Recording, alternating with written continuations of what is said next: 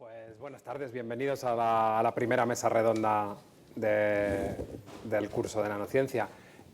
Mesa redonda quiere decir que participamos todos, los que estamos aquí y los que estáis allí, más o menos igual. Si queréis, todavía estáis a tiempo de acercaros un poco más, los que estáis más atrás, si os apetece participar, por si es más difícil pasar micrófonos o algo así. Si no tenéis pensado participar o no, os da igual acercaros un poquito, empezamos, ¿vale? Nos conocéis a Elisa, a David y a mí. Está con nosotros también María Ángeles Herranz, que María Ángeles, si quieres, preséntate. Muy bien, pues bueno, yo soy, como bien ha dicho Emilio, mi nombre es María Ángeles Herranz, yo soy complutense, soy catedrática en el Departamento de Química Orgánica, en la Facultad de Químicas, pero hoy vengo aquí en calidad de presidenta de un grupo especializado de trabajo en nanociencia y materiales moleculares, que el nombre pues viene muy a pelo del tópico que es este curso, ¿no? Y en concreto ese grupo pertenece a dos sociedades, la Real Sociedad Española de Química y la Real Sociedad Española de Física, o sea que ya ahí veis la interfase en dos áreas y muchas otras. Y bueno, en cuanto a presentación, eso, no sé si... Perfecto, pues ya nos conocemos todos. No vamos a hacer ronda de todos vosotros, que sois unos cuantos, pero insisto, participáis también. Entonces el tema que proponíamos era los materiales avanzados, una revolución científica, y voy a empezar yo y a terminar. Sí, la respuesta, ya esa es la respuesta a la pregunta. Claramente ya hoy hemos visto muchas cosas que los materiales nano pueden hacer, que los materiales masivos, digamos, no pueden hacer. El resto del debate va a ser, yo creo que más bien va a estar orientado a por qué. ¿Qué cosas concretas pueden hacer? ¿Por qué pueden hacer esas cosas que no pueden hacer los otros materiales? ¿Qué son las cosas de las que nos podemos beneficiar y en qué campos? ¿Qué cosas pensamos que se van a ver más afectadas? Evidentemente, ya de las cosas que hemos visto hoy, yo que sé, de Nazario, lo que ha presentado de la copa de Licurgo, de las vidrieras, el hecho de que algo tenga un color diferente con luz transmitida que con luz reflejada es ya bastante alucinante. Es todavía más alucinante si piensas que esas cosas son metales, y metales en estado de oxidación cero, es decir, metales, que en su estado normal tendrían color metálico, plateado, como todos, menos el oro casi, y si no dorado como el oro. Al hacerlos pequeñitos ya empezamos con una colección infinita de colores. Y de ahí en adelante es a lo que llegamos cuando hacemos las cosas tan chiquititas. Es decir, para cada material o para muchos materiales, colecciones de propiedades completamente nuevas. Si eso significa una revolución tecnológica, es más difícil de predecir. Que es una revolución científica, yo creo que está claro ya incluso a día de hoy, en 2023, que lo que estamos aprendiendo no se sabía antes, que la química y la física que estamos viendo no se sabía antes, pues lo hemos visto en los ejemplos que ha puesto David, lo hemos visto en los ejemplos que ha puesto Elisa, es algo que ya se sabe. Así que nada, yo con esta breve intervención doy por abierta la mesa redonda y yo creo que ahora podemos empezar directamente en este sentido y habláis, si queréis, un poquito vuestra opinión primero y luego vais levantando manos, o vamos, luego o durante. También interrumpirnos si queréis y vamos hablando del tema. Empieza tú si quieres. Sí. Voy a ver si se me oye. ¿Sí? Vale. Bueno, pues hola otra vez. Respecto a la revolución científica, yo también soy de la opinión de que se está dando. Creo que estamos al principio de esa revolución y todavía es más experimental que algo que realmente está en la calle. Para mí, quizá la mejor manera de comprender esta revolución en la que estamos entrando es compararla con la revolución del silicio. La revolución del silicio empezó como en los años 50, 40-50 del siglo pasado y bueno, pues en aquel momento existían diodos y existían algunos dispositivos electrónicos, pero eran muy burdos, estaban hechos con válvulas, eran enormes y servían para cosas muy concretas y de una manera pues muy torpe. Y de repente surgió el diodo de silicio, surgió el transistor y eso posibilitó el mundo tal y como lo conocemos, eso hizo posibles los ordenadores y a partir de ahí pues lo que quieras, desde Wikipedia, bueno, la conexión por internet del mundo global, los smartphones y nuestro día a día que claramente está mediado por estos instrumentos y ahora mismo internet que ha sido generada gracias al silicio pues es algo tan importante como fue la imprenta en la Edad Media, diría yo. Bueno, pues yo creo que estos materiales de los que estamos hablando hoy pueden llegar a generar algo parecido. ¿Hacia dónde va a ir? Pues no lo sabemos. Yo creo que lo que va a ocurrir es parecido a lo que pasó con el silicio, que al principio van a servir para materializar ideas que ya existían pero que no se hacían, que no funcionaban bien, igual que ya existía el diodo, ya se tenía una idea de lo que era la computación, ¿no? La computación de manera abstracta se conoce desde el siglo XIX, pero el silicio posibilitó que eso se transformara en algo tan potente como los ordenadores que conocemos hoy en día.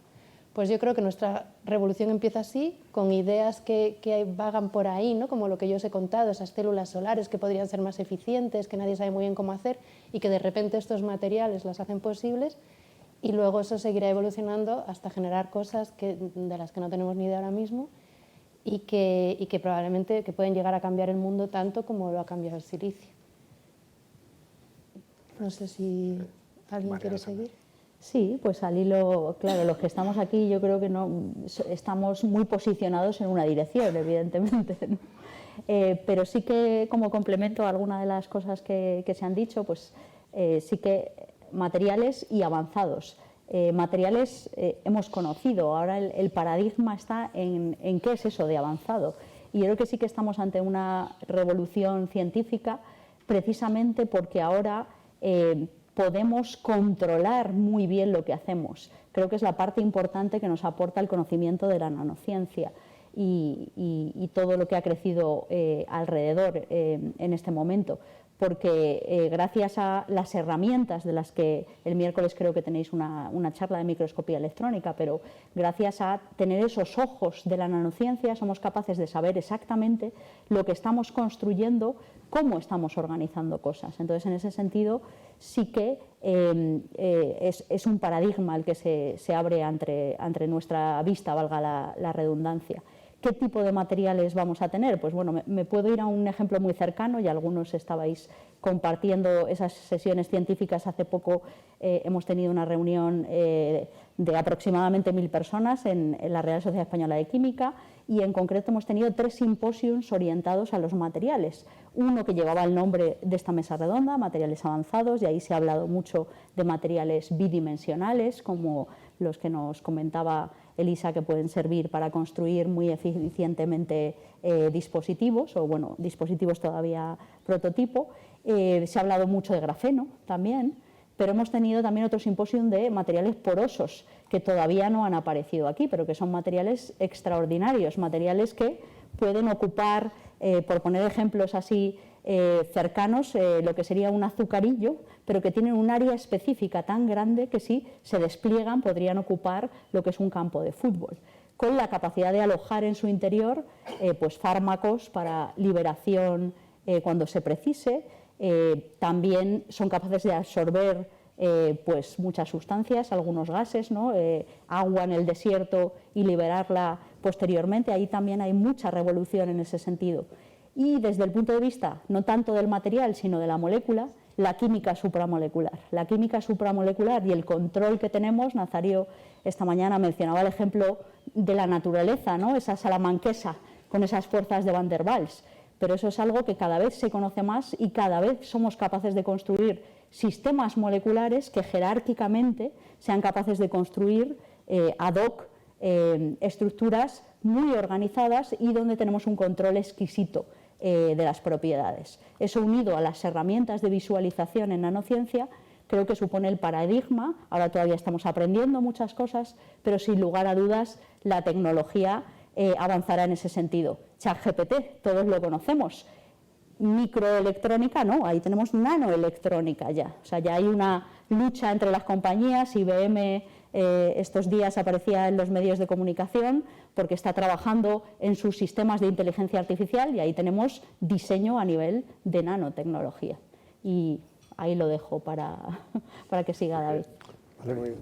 Hola, pues buenas tardes a todos. Sí, yo quería hacer un guiño histórico para poner en contexto lo acelerado que vivimos, porque durante mucho tiempo el ser humano prácticamente trabajaba con madera, huesos, cartílagos, poco más. Se inventó el fuego, se inventaron los hornos, poco a poco se fueron metiendo piedras, surgieron los metales en función de la tecnología del metal. No era lo mismo tener una espada de bronce que tener una espada de hierro, y seguimos avanzando poco a poco. Cuando llegó la revolución industrial en Inglaterra, en realidad el motivo fundamental es que eran capaces de producir grandes aceros, o los mejores aceros posibles, y allí se podía llevar a cabo todos los procesos termodinámicos que en ese momento también se estaban estudiando. Pasó el tiempo, poco a poco, luego vino el control un poco de la electricidad, pero también en realidad con poco cambio de materiales. Con esto y entramos en el siglo XX. En el siglo XX, si lo ponemos en contexto, en realidad es el tiempo de los plásticos, hasta que llegaron los semiconductores con la primera revolución cuántica. Y ahora yo creo, lo que quería hacer mención es que cada vez vivimos más acelerados. El cambio tecnológico y lo que se espera es antes que en el pasado. Entonces, estoy de acuerdo con Elisa, que en realidad en el siglo pasado, a principios de los años 20, pues claro, la gente empezó a formular toda la teoría de la mecánica cuántica. Eso dio lugar a unos primeros materiales donde en realidad usábamos las propiedades cuánticas un poco inocentemente. Y ahora no. Ahora estamos inmersos en una revolución que lo va a cambiar drásticamente todo, porque estamos empezando a explorar fases cuánticas de la materia nueva, estamos empezando a ver cómo esas cualidades y partículas pueden interactuar entre ellas, y claro, para esto al final necesitamos materiales, y hay materiales de muy distinto tipo. Entonces tenemos materiales orgánicos imprevistos, que era muy difícil de sintetizar, tenemos materiales bidimensionales de todo tipo. Por ejemplo, en cuanto a materiales bidimensionales, para que veáis lo rápido que se va, es a principios del siglo XXI, donde con una Scotch tape se esfolia el grafeno, se miden las propiedades, y es que ahora mismo estamos viendo cómo se puede hacer materiales bidimensionales de un montón, con un montón de materiales de partidas, y no solo eso, que si los aproximas y los rotas, cambias drásticamente sus propiedades. Puedes pasar de tener un superconductor a un antiferromagnético, un ferromagnético, etcétera, etcétera. Entonces, pues sí, yo estoy totalmente de acuerdo, vivimos en una revolución. Claro, la pregunta es cuándo lo vamos a empezar a sentir nosotros en cuanto a producto, y eso está por ver, porque no es tan fácil diseñar un material que todos usemos, pero sí, realmente vienen cambios muy profundos donde al final, en esta segunda revolución cuántica, yo creo que vamos a empezar a controlar los átomos. Realmente vamos a poner los átomos donde queremos y hacer materiales, ese sería el último desafío. Yo quiero hacer un material con átomos a la carta y ponerlos que sea bidimensional, tridimensional. La siguiente que vendrá es cuando aprendamos a controlar el núcleo atómico, que todavía no lo sabemos hacer.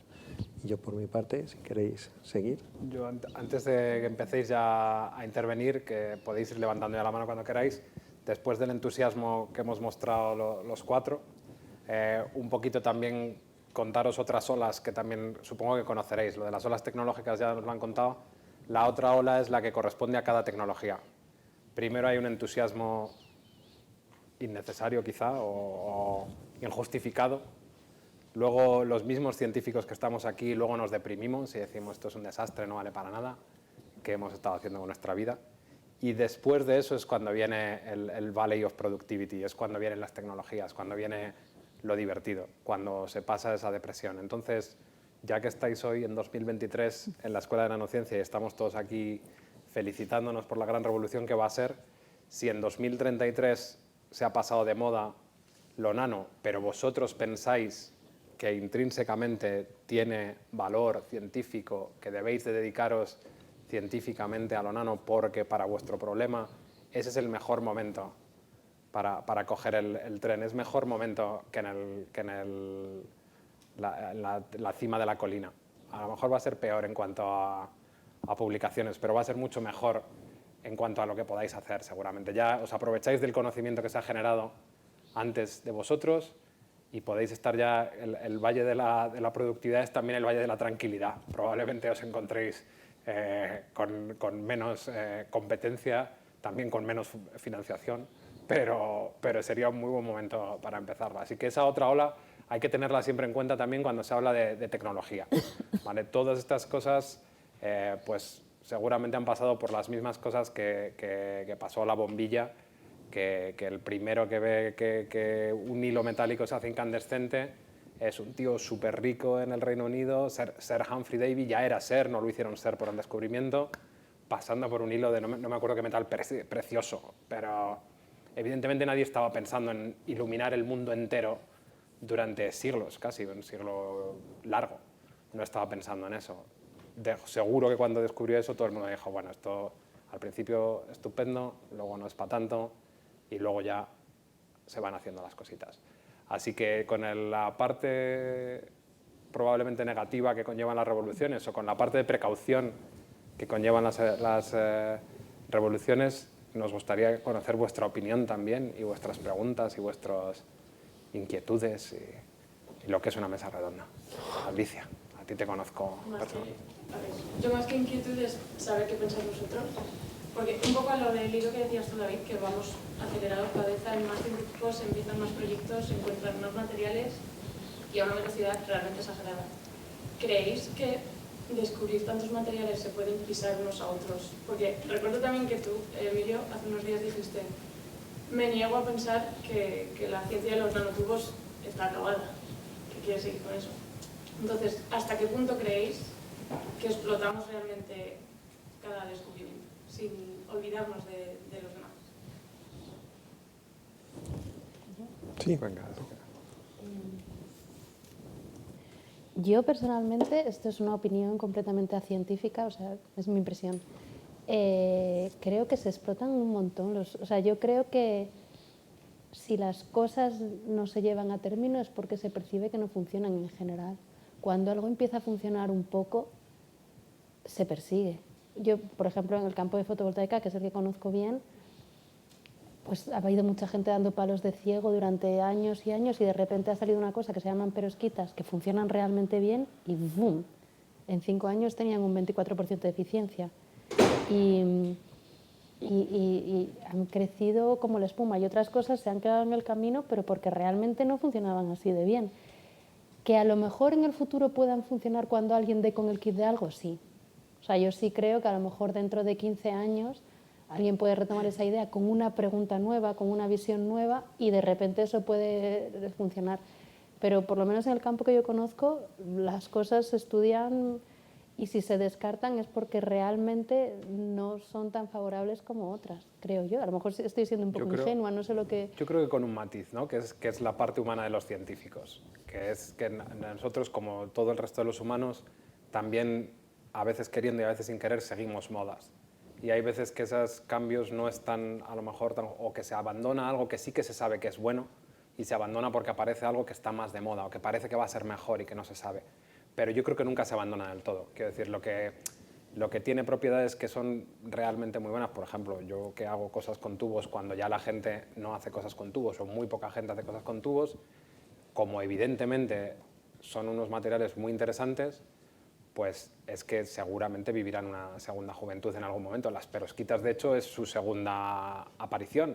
O sea, se conocían como semiconductores y tal, y luego de repente alguien ve el efecto fotovoltaico. Claro, alguien encuentra ese kit nuevo y entonces resurge. Pero si se ha parado antes es porque faltaba una pieza de conocimiento que te hiciera prosperar. Entonces sí que es verdad que perdemos la paciencia. O sea, si la cosa se queda en plató, pues todos tenemos que conseguir financiación, ¿no? Y tienes que escribir proposals. Y entonces, pues, si se queda en plató, pues es verdad que te vas a otra cosa. Pero si esa pieza aparece, se retoma. O sea, las cosas no se abandonan indefinidamente. Claro, y también depende un poco de las modas, lo que comentaba Emilio. Esto es como las películas. En los años 50, las pelis de romanos. Y luego pasan un montón de años y solo tienes Gladiator. Pues algo parecido. Entonces, nosotros con las modas, por ejemplo, lo que os contaba yo, ¿cuántos microscopios de efecto túnel creéis que hay en el mundo? Entre 50 a 100. De AFM hay muchos más, a lo mejor un orden de magnitud más. Entonces podéis pensar cuántos laboratorios están investigando en Surface Synthesis. 30, 40, 50, pues va a haber un avance. En cambio, ¿cuántos laboratorios están investigando materiales bidimensionales? 1000, 2000, 3000 laboratorios. Claro, ahí el empuje va a ser mucho mayor. Y eso muchas veces es algo psicológico y también las agencias de decisión pues que deciden optar por aquí y no por allí. Y a veces sí que se pierden materiales. Se intenta optimizar todo. Y al final yo mi visión creo que esto es como la evolución biológica, que los materiales se van situando en función de lo que interesa y sobreviven los relevantes.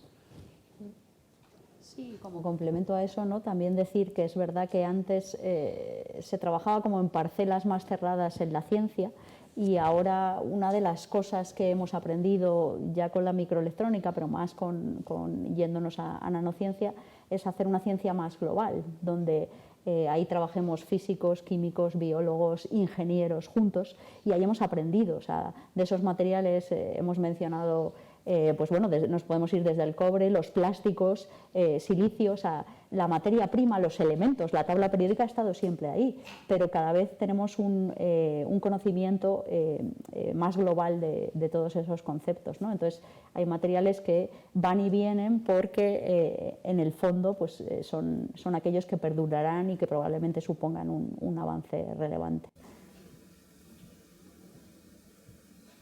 ¿Más dudas, intervenciones, opiniones?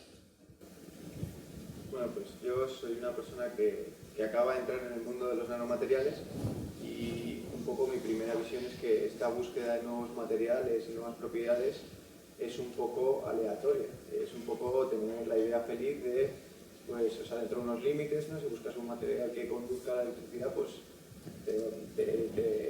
como que te limitas a las propiedades de los propios elementos, pero parece un poco aleatoria esta búsqueda. Entonces, si alguno de los cuatro tenéis algún consejo a la hora de buscar estos nuevos materiales o sí, cuál es el camino a seguir. De diseño te refieres, o sea, quiere decir que ¿cómo puedes tener tú esa idea feliz? Sí, consejos que hayáis experimentado vosotros o... Pues esta voy a empezar yo, si no os importa. Voy a empezar desmintiendo completamente el asunto de la idea feliz. Esto no es así nunca o casi nunca. Mañana, no sé si tengo 2 o 3 diapositivas sobre la imposibilidad casi absoluta de que haya algo completamente nuevo en ciencia. No todo se construye sobre otra cosa. Entonces, la idea feliz muchas veces es que tú, o yo pienso que casi la mayoría de las veces, tú estás revisitando algo con otros ojos. Entonces, no es tanto, yo qué sé, el mismo grafeno, otra vez volviendo al grafeno. Hablábamos después de la comida, me decía David que cómo es que los nanotubos no habían recibido premio Nobel, el grafeno sí. Mi opinión personal es que es porque en el grafeno se estudia toda la física del grafeno a la vez que se hace este aislamiento tan precioso del Scotch tape. Pero lo que gana el premio Nobel son todas las propiedades que hay. Pero publicaciones anteriores donde se habla de monocapas de grafito, ahí así. Monocapas de grafito por ahí, así. Lo que pasa es que no lo llamaron grafeno y que no hicieron... Entonces yo desmentiría la idea feliz. Y como consejo, y por lo tanto, un buen sitio para empezar es conocer lo más posible lo que ya hay de lo que a ti te interese, ¿vale? Porque hay muchísima ciencia hecha ya y porque además ahora podéis. Vamos con la primera cita de Viejales de la tarde, no sé cuántas más haré. Yo cuando hacía la tesina, luego ya no, luego en la tesis no, pero cuando hacía la tesina para leer una publi te tenías que ir a la biblioteca. Vosotros no tenéis que hacer eso. Tú puedes bucear en la bibliografía hasta donde quieras, en tu casa o en tu laboratorio o donde tú quieras. Ese sería mi primer consejo para tener ideas felices. Conocer bien lo que está hecho. Y a lo mejor uno de esos papers que lees de lo que ya está hecho con tus ojos, en la vista de otra persona, es una idea feliz. Dicen, ostras, esto es completamente nuevo. Y no lo será tanto, pero te llevarás el mérito. Ese sería mi consejo. Yo quiero hacer una apunta a lo que comentaba Emilio.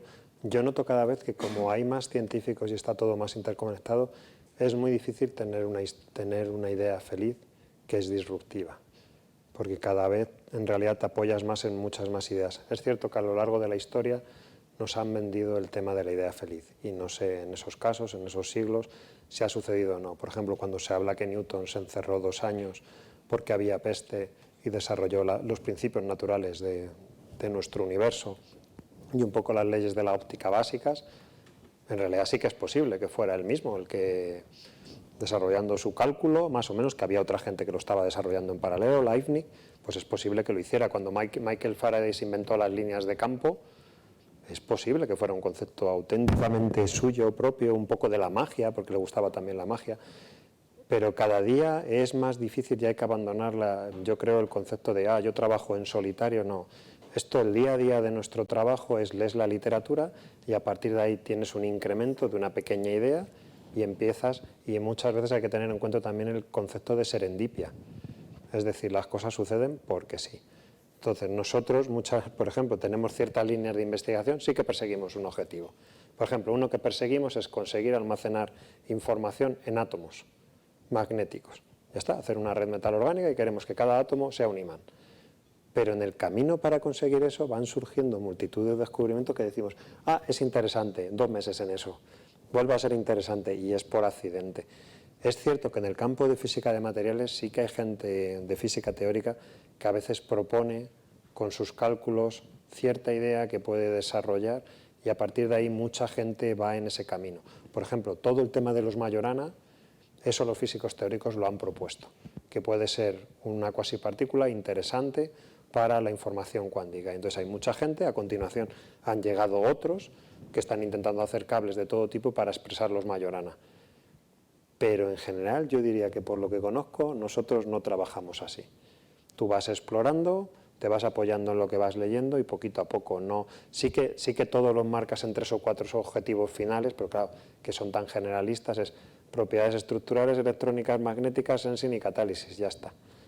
Es como y células solares también, si tienes la suerte de tu material. Pero sí, es un poco complicado. A veces hay ideas felices, es lo que quería puntualizar. Pero pocas veces realmente yo veo que sea una persona a la que diga, creo que esto es una revolución, vamos a hacer esto así, últimamente la ciencia no funciona. En el pasado sí que funcionó así, pero ahora es más sinérgico todo, mi opinión. Había varias manos por ahí.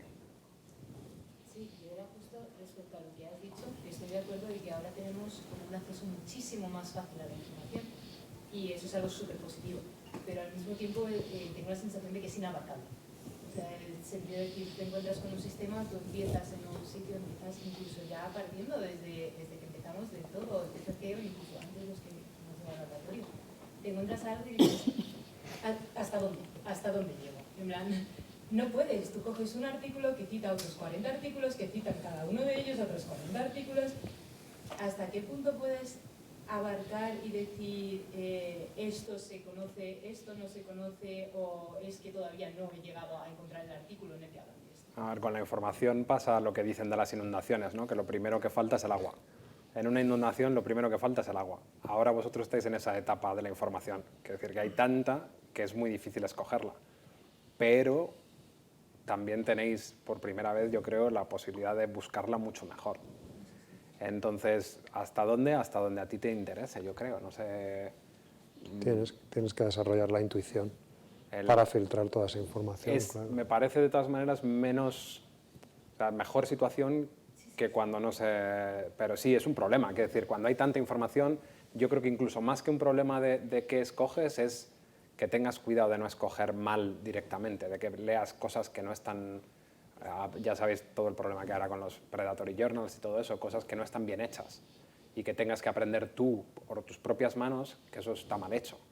Antes yo creo que todos nos fiábamos de la bibliografía y ahora hay que tener un poquito más de cuidado, yo creo, porque somos muchos. Pero... ¿No creéis que es un poco también un problema de que en general se valore más el número de artículos que la calidad?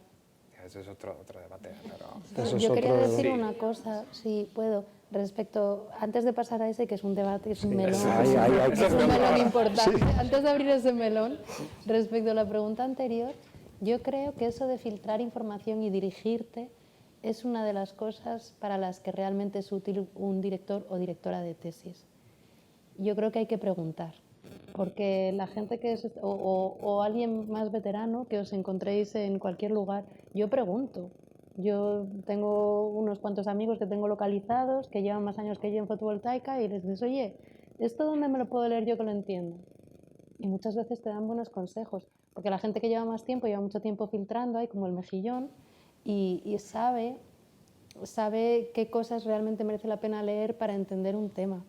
Entonces no desperdiciéis eso. O sea, al final vivimos en un mundo muy moderno, pero hay cosas que siguen funcionando en la antigua. Y preguntar a alguien veterano que sabe del tema te puede guiar mucho para que no acabes leyendo artículos que no te llevan a ninguna parte. Entonces, tirad de ahí, aunque os parezca anticuado. A mí me funcionan muy bien. Y otra cosa antigua que sigue funcionando son los congresos. id a ver a gente que sabe de lo que habla.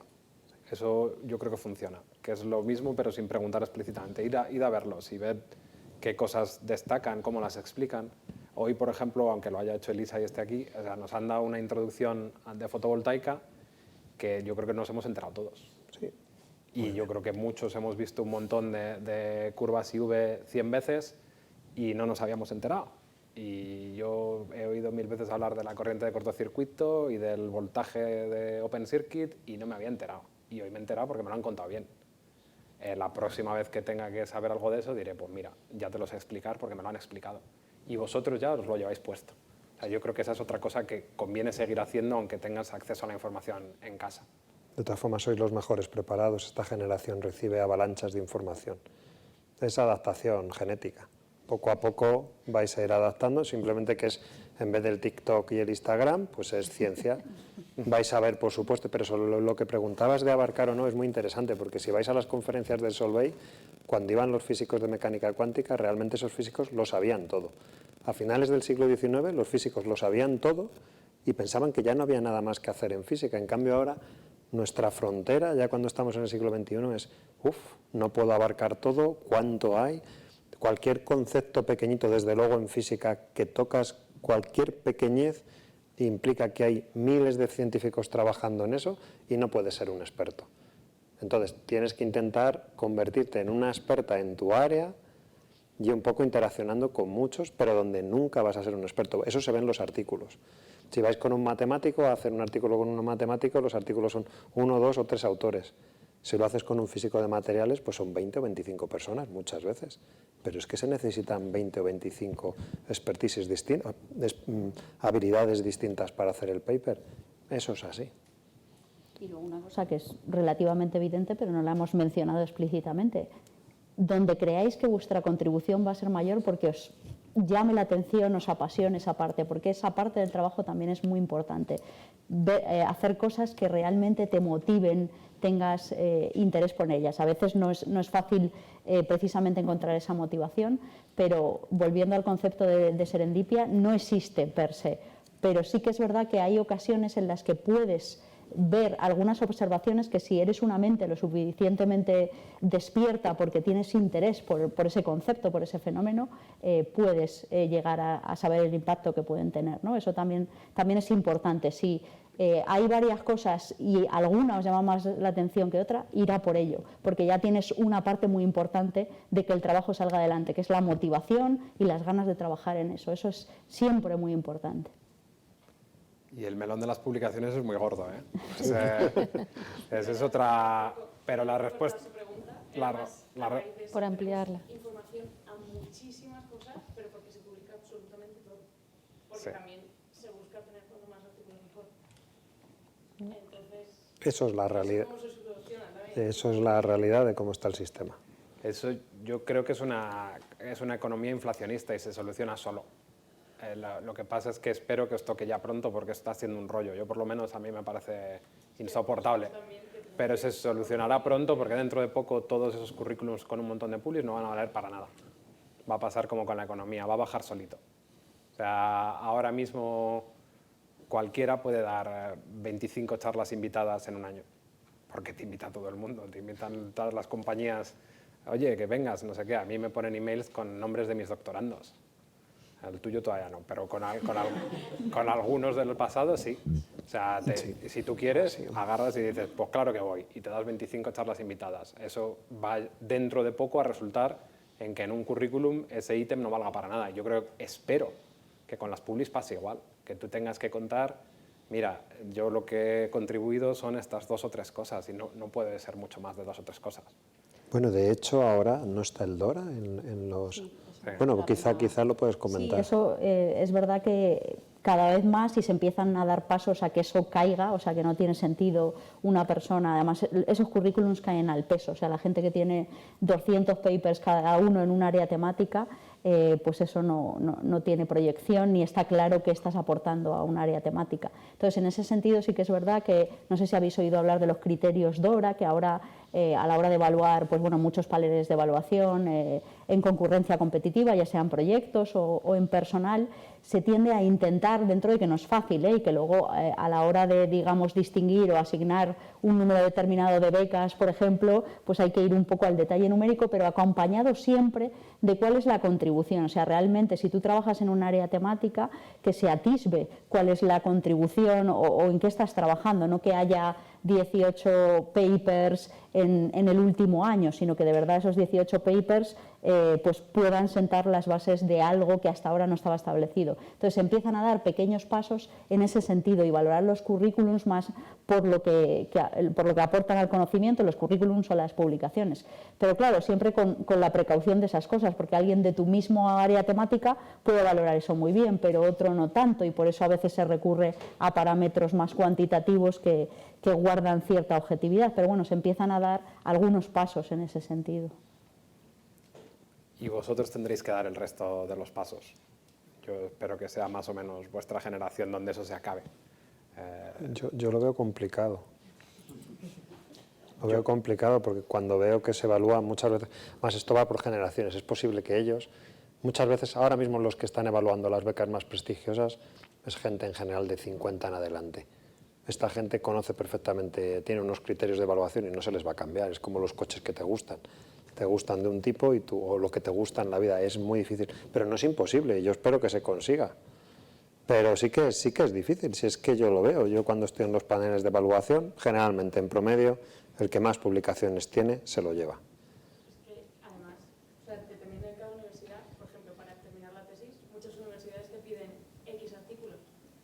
En 4 años puede ser que se dé fatal, que la ciencia no vaya, y que pasa, eres menos científico o no puedes, tengo que publicar sí o sí algo, porque si no, no consigo ser. Claro, pero si los propios postdoc lo están haciendo en los laboratorios prestigiosos, tú vas a un laboratorio y te dicen, el proyecto son 3 años, si sales un Nature, o un Science o una Revolución. Tienes esto, solo puedes sacar un paper si te sale. O, alternativamente, puedes hacer estos proyectos medianos que te van a dar Angevante y Ajax.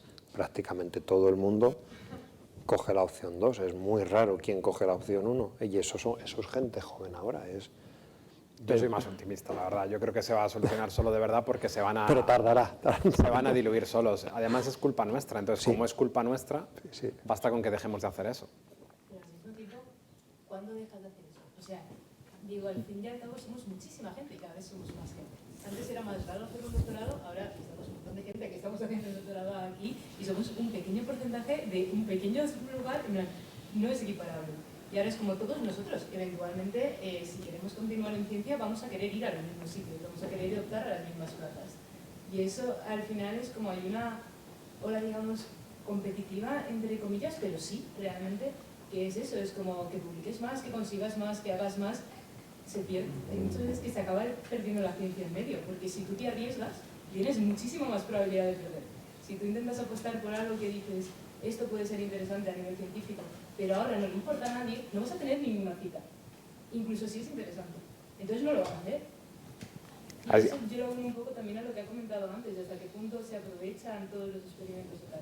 Yo creo que no se aprovechan todos también porque no es posible. Al final somos humanos, no podemos estudiarlo todo. Pero es que la ciencia es capitalista. Exacto, o sea, al final buscas financiación y buscas, sinceramente, buscas poder vivir. Y aquí ninguno tenemos un sueldo muy alto. Hombre, yo creo que si alguien hace un experimento y su resultado no tiene repercusión, o sea, esa persona pues es muy triste para esa persona, pero desde un punto de vista global creo que tampoco pasa mucho porque unos años después alguien lo volverá a hacer. Porque cuando algo es interesante es lo que hablábamos antes, eso está ahí en la conciencia global. O sea, realmente los científicos funcionamos como un hormiguero, ¿no? Estamos todos conectados y cada vez más. Ahora, cuando Newton quizá no, ahora realmente es que lo estamos. Entonces, cuando algo está en el aire, cuando algo es interesante, no va a ser que esa persona lo intenta, no tiene buena suerte con la publicación, nadie lo lee y la humanidad se ha perdido eso. Yo eso no lo creo. Yo creo que 3 años después, 10 años después, a lo sumísimo 20 años después, alguien va a intentar lo mismo y si efectivamente ahí había algo que podía salir, acabará saliendo. Porque hay mucha gente intentando muchas cosas y esto funciona así, no sé si estáis de acuerdo. Y en cuanto no hay esas pérdidas globales. Y creo. en cuanto al riesgo, ahí juega el papel que decías antes, que comentabas antes de los directores de tesis.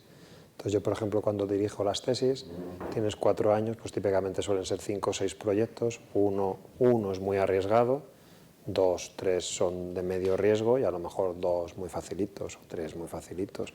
Claro, porque el chaval no le vas a dar 2 ultra arriesgados, se acaba la tesis. Eso los directores de tesis en general tenemos suerte, o empiezas con uno muy arriesgado, ves que no va a ningún sitio, ha pasado un año y vas modulando. Sí, luego también depende de la disciplina científica en la que estés, porque yo cuento mi caso. Tenemos 3 laboratorios, pero 2 que son los que trabajan a baja temperatura. En uno exploramos fases cuánticas de la materia y en el otro reacciones químicas en superficies. Este laboratorio produce 10 veces más papers que este de aquí, pero para mí estos papers no son más importantes que uno que salga de aquí.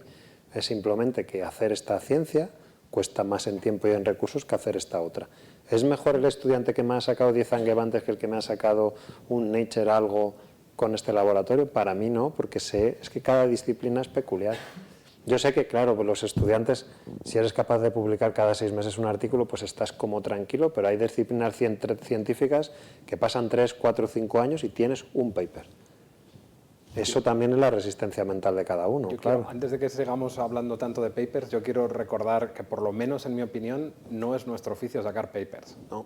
Nuestro oficio es conocer cosas que no se conocían. Justo, y los sí, papers deben de ser una consecuencia. Por nuestra desgracia nos hemos metido en esta cosa de que parece que es la unidad de medida. Y ya no solo es el paper, sino el paper dónde. Pero no es verdad. Quiero decir, a la larga no es verdad. La gente que descubre cosas muy relevantes, yo estoy con Elisa 100% en eso, esto siempre sale a la superficie, siempre va, y es mucho mejor para mí como científico. Yo me sentiría mucho más realizado si en algún momento algo de lo que yo he hecho es relevante que por tener 30.000 citas. Sinceramente, que me citen un paper 30.000 veces me da exactamente igual si es completamente irrelevante y es simplemente que he cogido una ola de moda o de no sé qué. Yo creo que eso, insisto, vosotros que además empezáis, hay que hacer eso. Ahora, como de algo hay que comer, que en eso tienes razón, hay que tener un equilibrio, como decía David. ¿Vale? Sí. Hay que tener un equilibrio de momento, mientras no llega ese momento, yo sigo buscando un poco que me dé de comer. Pero yo, en mi experiencia personal también, desmitificaría un poco por ejemplo, yo tengo otra línea que es muy poco productiva, que se publica muy poquito, que sacamos pocas publis, pero que a mí me gustan mucho. La persona que está trabajando en eso se va a ir de postdoc a un laboratorio estupendo.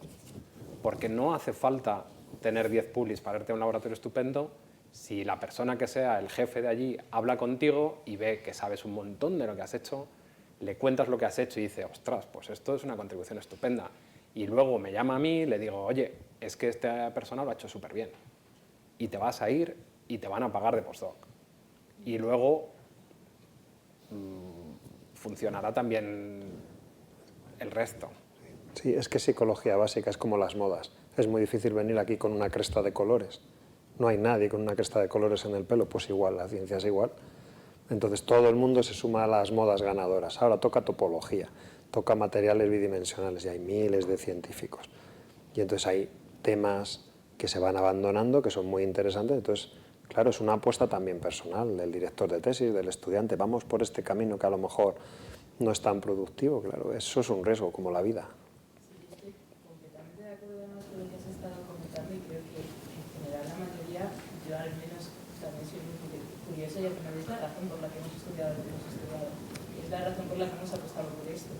Pero al mismo tiempo también es verdad que aunque haya casos en los que estáis diciendo esto, diciendo, vale, que seguís apostando por líneas tal, yo por ejemplo estoy en una situación en la que estoy en un grupo que es grande para estar en una universidad y entonces te encuentras a gente en las distintas épocas de la carrera profesional. Y hay gente que está intentando estabilizar y se está encontrando problemas precisamente con todo esto. Y tú lo estás viviendo desde que estás empezando. Estás viendo como una persona, además, tienes comparativa, hay 5 personas que se están presentando. Y justo una persona que tú sabes que ha sido muy válida, que sabes que ha estado, sabes su trayectoria profesional y dices, esta persona es muy buena. Esta persona no ha conseguido sacarse la plaza porque no ha publicado tantos artículos como otra persona. Y te lo has encontrado y lo estás viendo, o porque no tiene tantas horas de docencia como otra persona. Y eso no le hace peor científico. pero no tengo plaza. Yo creo que Lisa quería decir algo, ¿no? ¿O no? Sí, pero ahora me quedo escuchando y ya se me... Bueno, respecto a eso último que acabas de decir, como la vida misma también, ¿eh? Sí. O sea, con todo el respeto, en todos los trabajos hay gente muy valiosa que no, por lo que sea, por una mala suerte, no se promociona. O sea, tampoco hay que mitificar tanto la ciencia, que es verdad que la ciencia tiene una estructura muy piramidal y que mucha gente se queda por el camino. Yo creo que las consultoras también.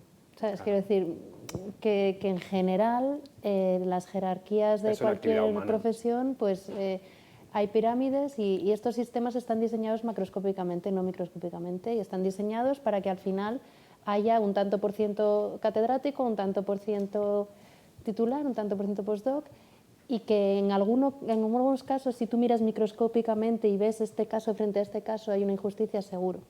No digo que no.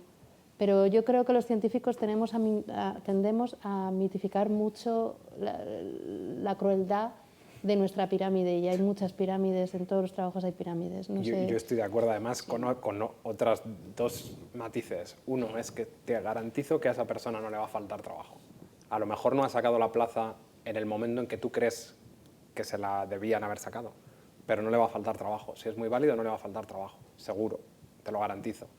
Y dos, de lo que hablábamos del reconocimiento serio, de hacer descubrimientos, el más reciente es Catherine Carico. O sea, ha estado básicamente de postdoc en postdoc toda su vida, pero ella tenía en la cabeza que el RNA mensajero valía para hacer drogas, y ha seguido estudiando eso, y ahora de repente se encuentra en una situación con que la principal arma de frenar una pandemia mundial la ha descubierto ella.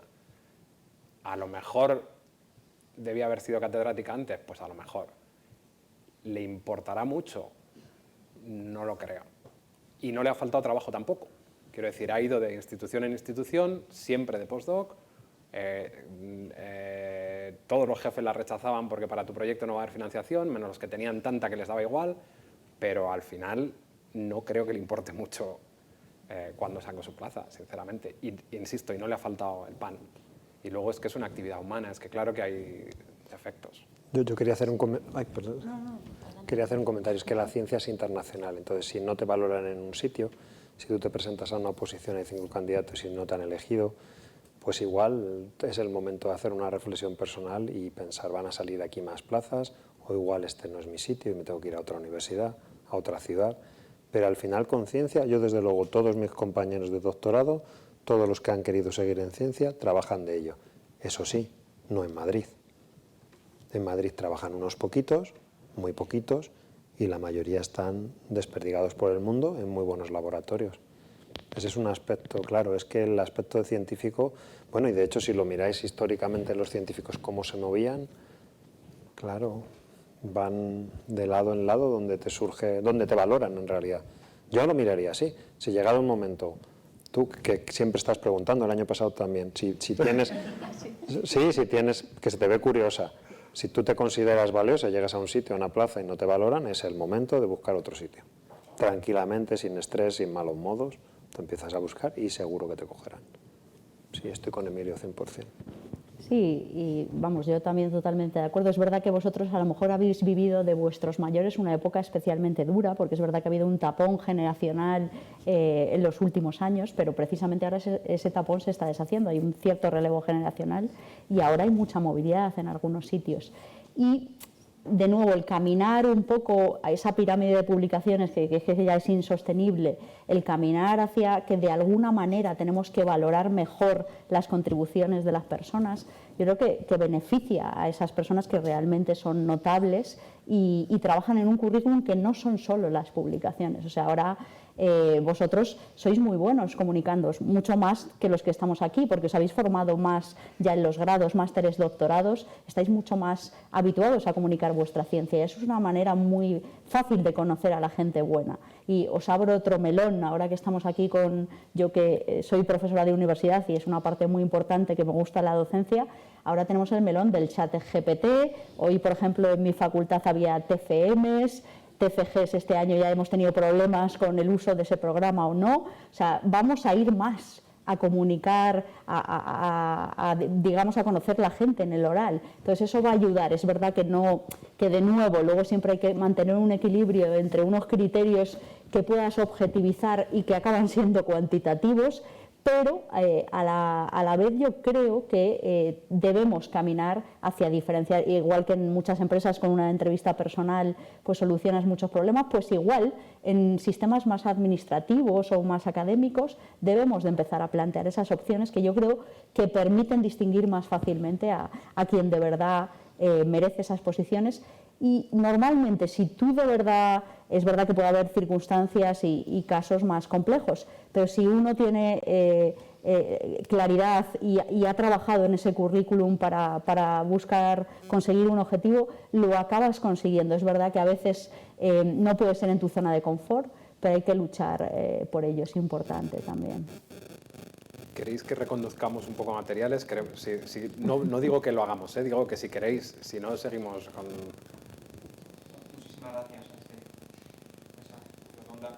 Me gustaría cambiar al debate de empezar, no sé si soy capaz de hacerlo o no.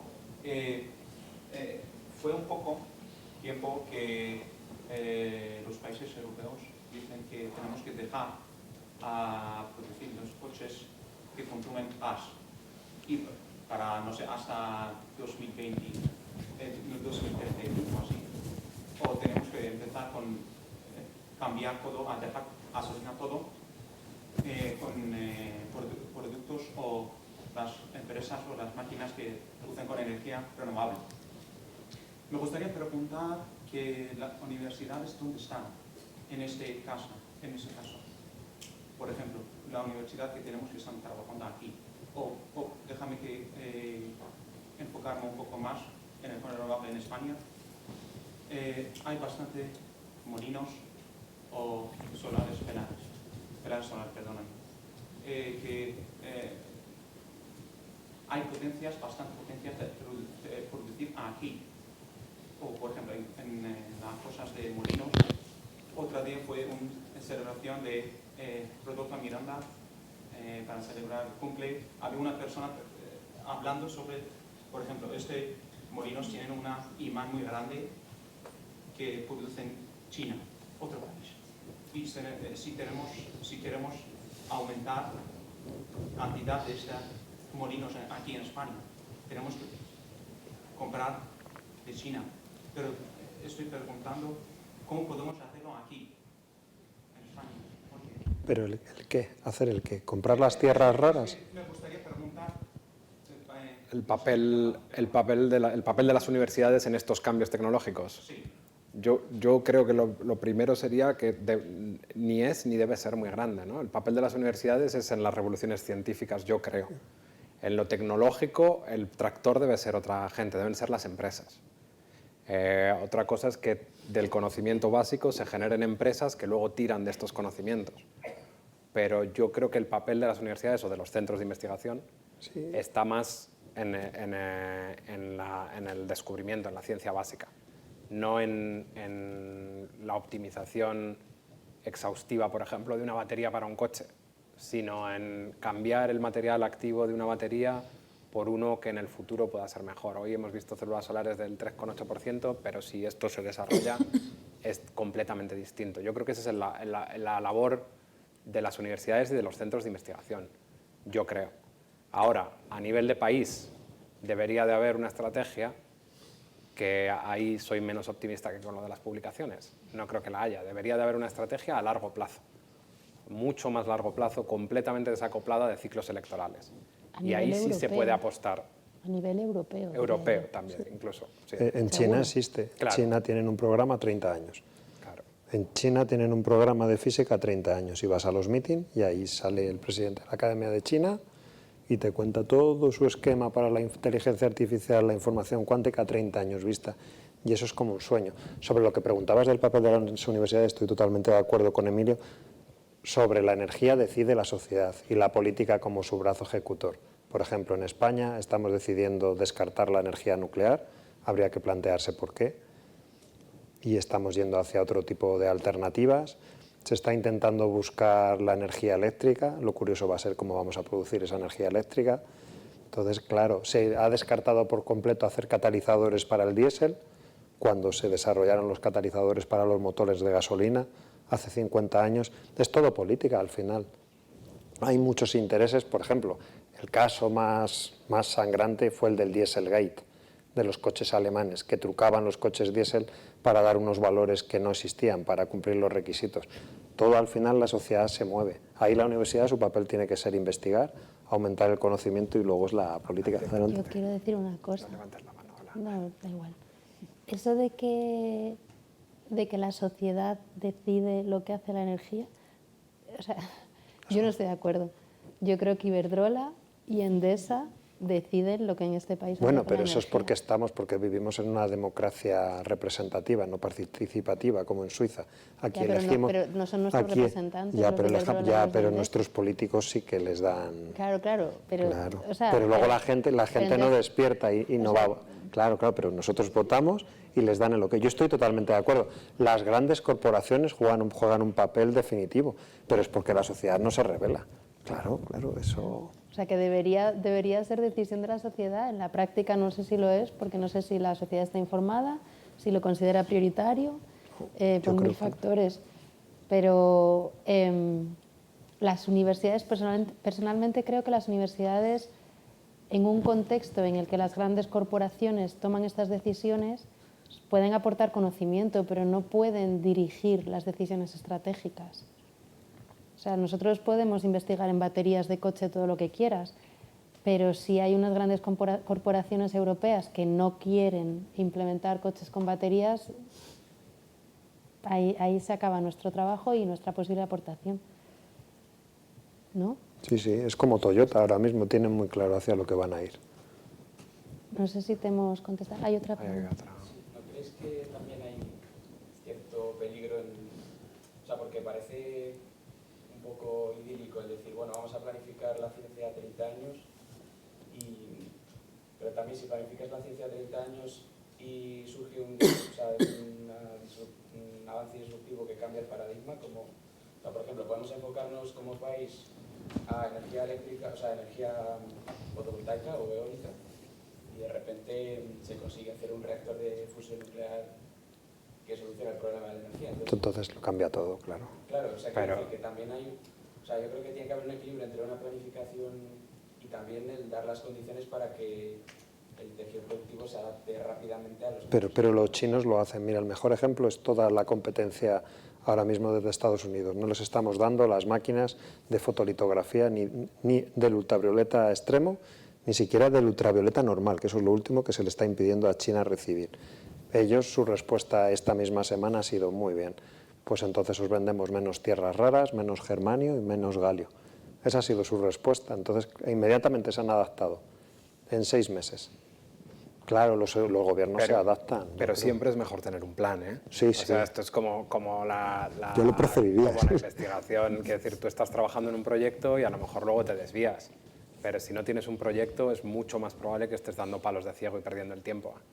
Y en las cosas que son relativamente grandes es que funciona. Quiero decir, una iniciativa planificada y larga tiene muchas más posibilidades de éxito que bueno, vamos a esperar a ver que el liebre salta. Y... Sí. O sea, no me refiero a ver qué salta, sino que también el invertir un montón de recursos en un cierto sector de manera dirigida pues puede tener sus... Pero esos recursos tampoco se pierden, ¿eh? Estás formando gente, estás generando conocimiento, que a lo mejor luego se aplica en otra cosa, no se pierden. Y desde luego sería mucho mejor aplicarlos con un plan reconocible, que alguien supiera cuál es nuestra meta como Europa o como idealmente yo diría también como país. Sería muchísimo mejor.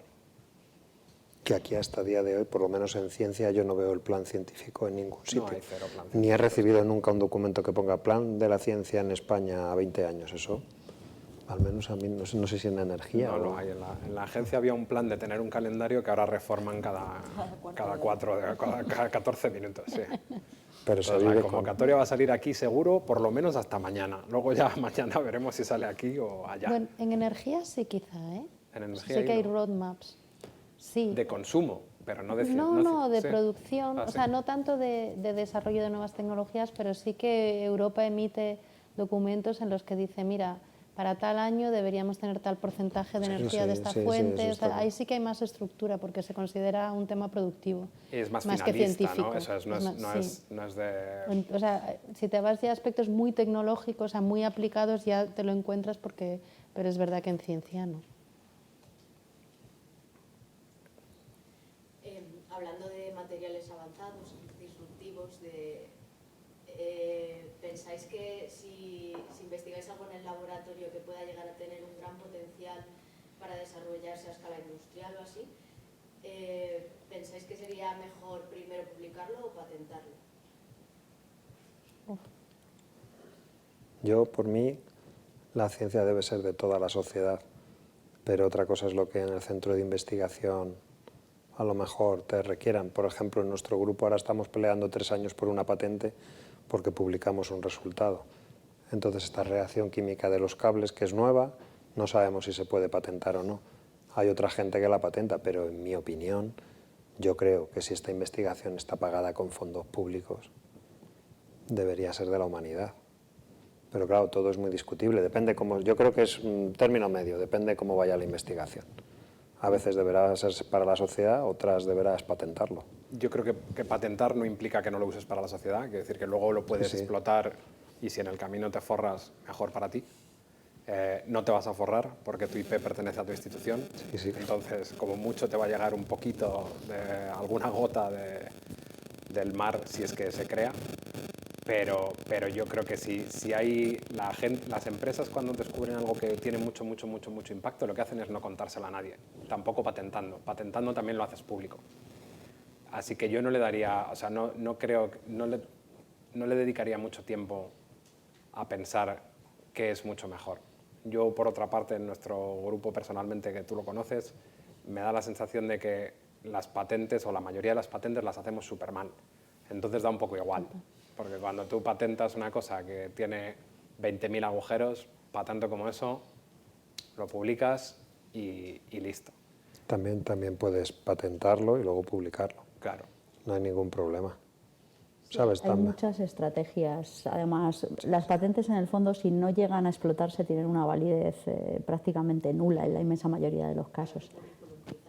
Claro, ni siquiera, porque se valoran las que están en explotación normalmente.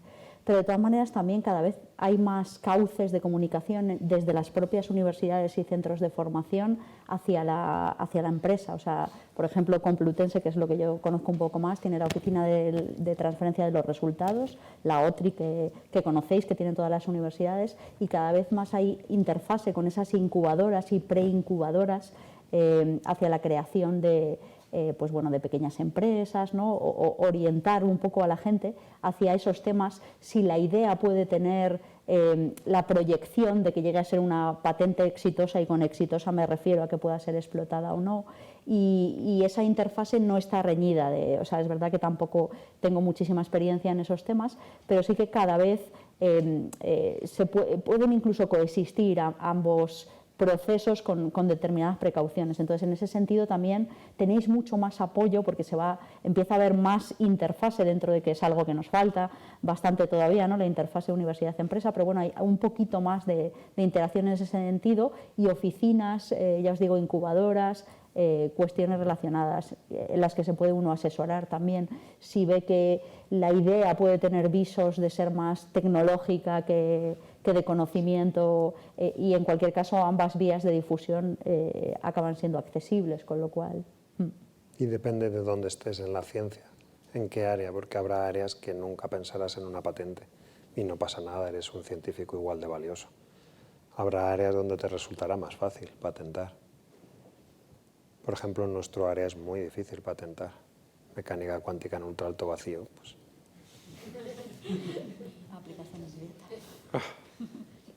Pero es que antes de llegar a la patente tenemos el problema de escalar las reacciones. No, por ejemplo, no, ¿ves? Esto es una de las cosas que hacemos mal. En una patente tú no tienes que demostrar todo lo que pones. Lo que tienes que demostrar es que es factible.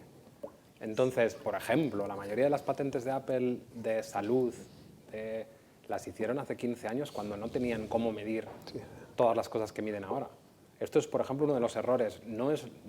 Tú no necesitas, por ejemplo, demostrar que tu chisme tiene ya una aplicación tecnológica. Tienes que demostrar que tu idea es factible y que es nueva.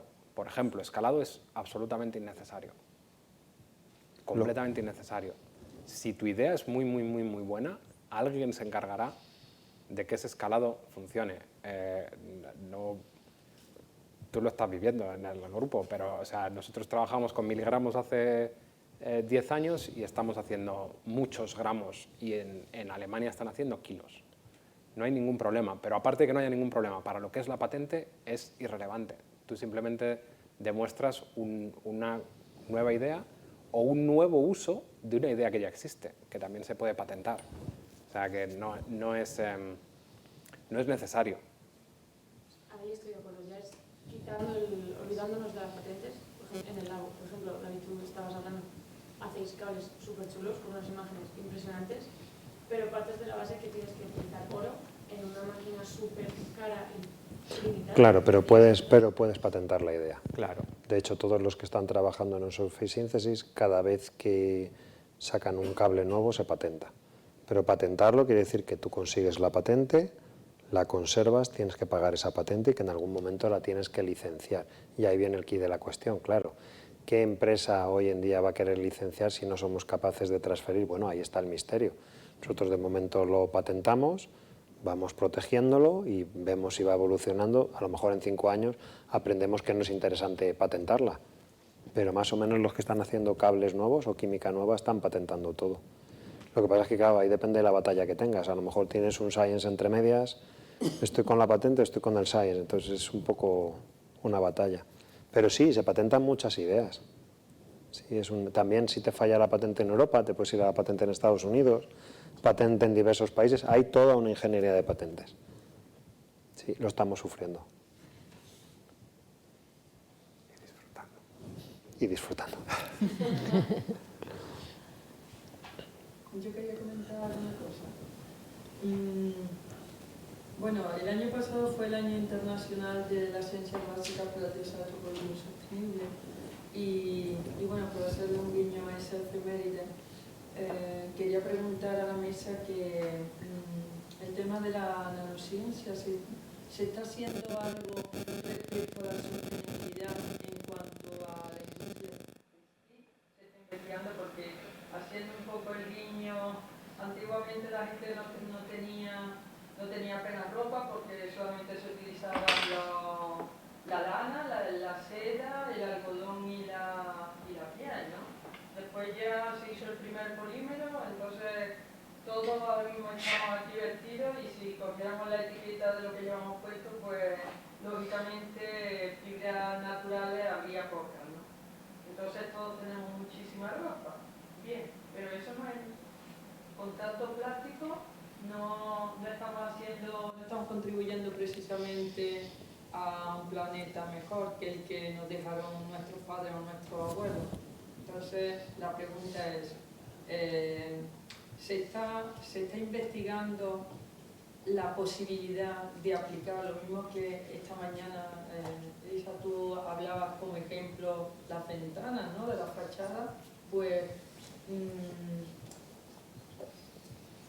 la industria textil, no sé si tiene que decir algo, si tienen que decirlo los científicos, pero lo que sí es cierto es que si queremos un planeta más sostenible, posiblemente tendríamos que hacer mucho hincapié en el tema textil, porque es precisamente la industria que más energía consume del mundo. Dentro de mi ignorancia creo lo que siempre dicen los expertos, ¿no? Entonces, bueno, si se está haciendo algo, hay algún campo de investigación, imagino que sí, pero ¿cuánto en España fuera? Yo, si queréis, bueno, me atrevo a apuntar algo, dentro de que no soy experta en textil, ni mucho menos, pero algo de polímeros, ¿no?, que son los que están más implementados en el textil fundamentalmente. Y sí que es verdad que, volviendo un poco a alguno de los conceptos de la nanociencia, ¿no?, cómo podemos controlar muy bien, o sea, ya sabemos construir polímeros que sean, yo no diría biodegradables, porque eso también daría para bastante debate, pero sí ya más compostables, ¿no? Que tengan, digamos, periodos de descomposición más medioambientalmente compatibles en cuanto a tiempos de degradación. Entonces sí que, no tanto en el textil, pero en el área de los polímeros en general, ¿vale? Sí que se tiende o se pueden fabricar ya polímeros que tengan, típicamente mediante la modificación química, la introducción de más heteroátomos o funcionalidades que son un poquito más lábiles y que tengan periodos de degradación más asumibles, porque las botellas de PET, que sabemos que pueden vivir más que cualquiera de los que estamos en esta sala, pues ha sido uno de los problemas, ¿no? Los plásticos, vamos a decir, tradicionales. Entonces, en ese sentido, en todo tipo de fibras, ya sea de textil o para otro tipo de materiales, sí que ya se sabe cómo controlar esos materiales que sean más fácilmente compostables, o incluso hay estrategias desde biosíntesis y demás. Entonces sí que hay cierto avance y hay mucha sensibilidad a ese respecto, también en reciclado, también de los textiles. O sea, ahora ya sí que empezamos a ver en cualquier marca comercial o cualquier tienda de moda muchos productos de reciclaje. Entonces, bueno, sí que hay un cambio de mentalidad y quiero pensar que a un plazo razonable, pues sin producir esas cantidades ingentes, ¿no?, de residuos que luego van a acumularse a países que no deberían de tener ese tipo de cosas. Claro, la pregunta... No, pero sigues. ¿Puedo? Sí. Decir que igual que habéis comentado que, por ejemplo, IBM está haciendo su propia investigación a ver si saca, bueno, pues nanopartículas, bla, bla, bla, ¿la industria textil está haciendo algo al margen de o paralelo a lo que son los centros de investigación? Bueno, ahora desde Europa hay muchas iniciativas, por ejemplo, no en industria textil, pero en electrónica. La nueva call del Consejo de Innovación Europeo se llama Responsible Electronics. Cuando miras responsible, ¿qué significa? Responsable. La gran pregunta es si la ciencia va a ser capaz de responder a la sostenibilidad en un planeta que sigue creciendo la población y donde cada población quiere tener un armario lleno de ropa, las familias 2, 3 coches, todos con un móvil. Claro, eso es una gran pregunta. Yo espero que la ciencia sea capaz de responder a esto, pero no lo tengo tan claro. Donde yo vivo, hace 100 años la gente venía de Madrid a bañarse y ahora cuando voy con mis hijos el río está totalmente contaminado y cada día está más contaminado. Entonces lo último es que está lleno de unas toallitas de papel, un material con el que se limpia la gente y que se tiran al retrete y viajan. Entonces, yo mi perspectiva medioambiental, y he militado en varias organizaciones, vamos, con amigos, es que cada vez vamos a peor. Entonces, pero soy optimista con la ciencia, también veo avances muy revolucionarios con la ciencia, entonces a lo mejor somos capaces de conseguirlo, veremos. El problema es que la población sigue subiendo y dicen que va a parar en 9.000 millones, pero no para. Y cada vez más capitalismo y se quiere más y más y más. Y está la obsolescencia programada de todos los dispositivos. Nosotros compramos materiales en los laboratorios y a los 2 años, problema con el ordenador, problema con el móvil, qué casualidad. Y es porque la garantía dura 2 años. Entonces esto, incluso las impresoras tenían un dispositivo para que pasadas ciertas copias dejaran de funcionar. Entonces, claro, yo soy optimista, creo que la ciencia sobre la industria textil, no sé, pero yo, claro, estoy convencido que las grandes corporaciones lo abordan seguro. Yo creo que no es una industria especialmente tecnológica, ¿eh? Quiero decir que yo creo que normalmente va a la cola porque ahora mismo hacer ropa es muy barato. Entonces lo que harán será, cuando esos otros polímeros se desarrollen, utilizarlos. Pero no, sin tener ni idea, no creo que sea una tractora tecnológica la industria textil, salvo para las cosas, por ejemplo, a lo mejor de deportes o algo, usos muy concretos. Sí. Pero si no, yo creo que tradicionalmente es una empresa más bien que absorbe lo que ya se conoce en otras. Eso, No, o sea, solo iba a hacer un comentario.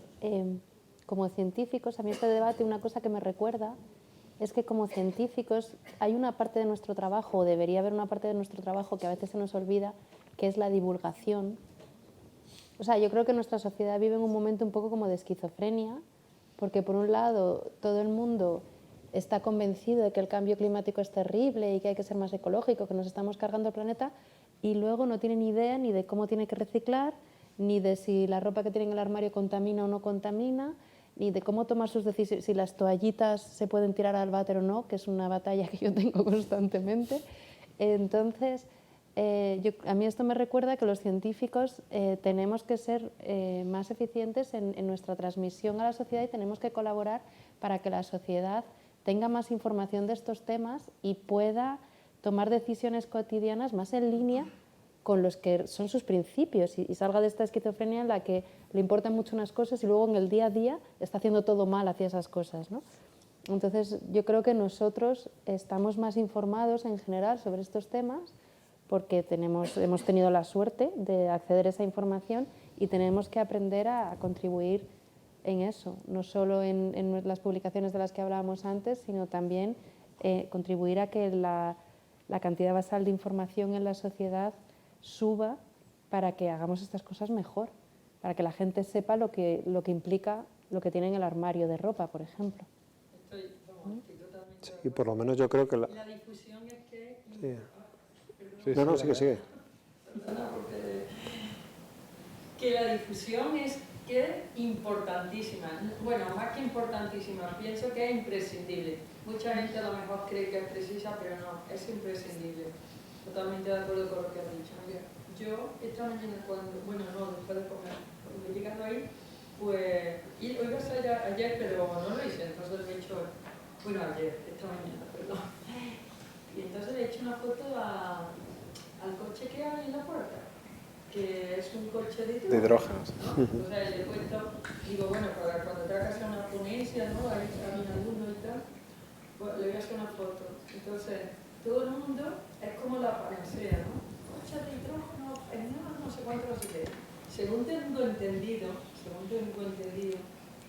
no hay suficiente materia prima para que todos tengamos un coche de este tipo. Y no solo eso, sino que luego la batería, cuando se rompa la batería, pues la batería cuesta casi tanto como el coche, según me han dicho, vamos, que yo no soy experta en nada, ¿no?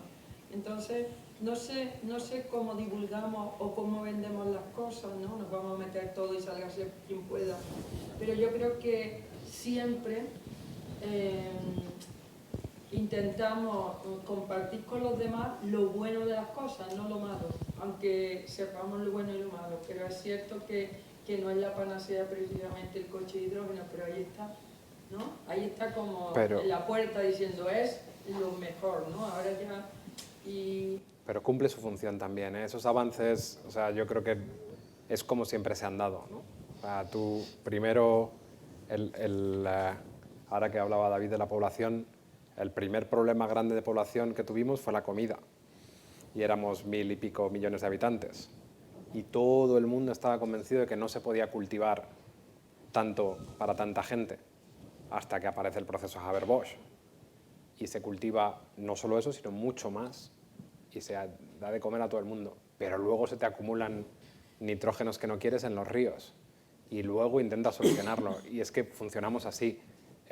Los plásticos, durante estas últimas décadas, nos han subido el nivel de vida a todos hasta unos niveles pero impensables hace unos años. Quiero decir, que todos tengamos mucha ropa, que todos tengamos sillas para todos en casa, que todos tengamos...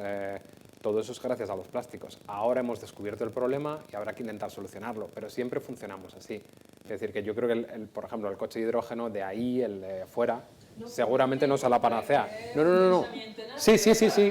Que sí. Pero... Como ejemplo al coloquio. Sí, que sí. Y yo igual, ¿eh? O sea, solo como ejemplo creo que es la manera de que nosotros me refiero a la humanidad, ha funcionado siempre. Siempre hacemos eso porque además cumplen otra función que no es científica y que es la puramente económica. Si tú ya no vendes coches o no vendes tantos coches y sacas una nueva tecnología, a lo mejor vendes más coches.